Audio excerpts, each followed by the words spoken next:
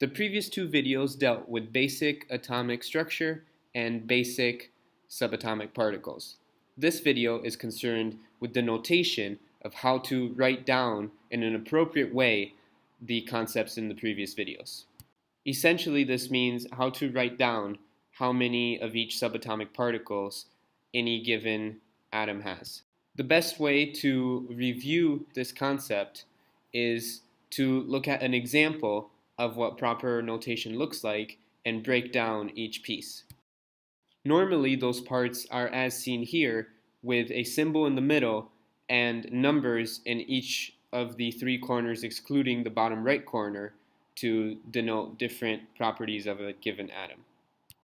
The bottom left number is called the atomic number, and it gives the number of protons the atom has.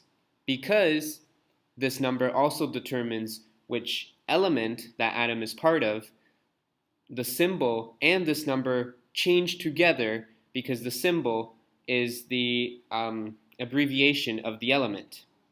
In other words, there cannot be another atom with atomic number 11 which does not carry the symbol Na, which means it is a sodium atom.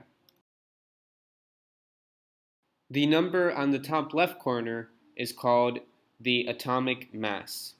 If you recall the basic structure of an atom, you'll remember that there is a dense nucleus of protons and neutrons in the middle and this fuzzy electron cloud on the outside. Each proton and neutron is associated with one mass unit, while the electrons are considered of negligible mass because they're so small and they're only part of this electron cloud depending on which model of the atom you follow. In other words, this means that to find the atomic mass of an atom, you must add the number of protons and the number of neutrons the atom has. The last part of the notation on the top right represents the charge of the atom. In this case, there is a plus sign, which means that the atom is one charge positive. This means that the atom has one less electron than the number of protons it has because it has one extra positive charge compared to the number of negative charges.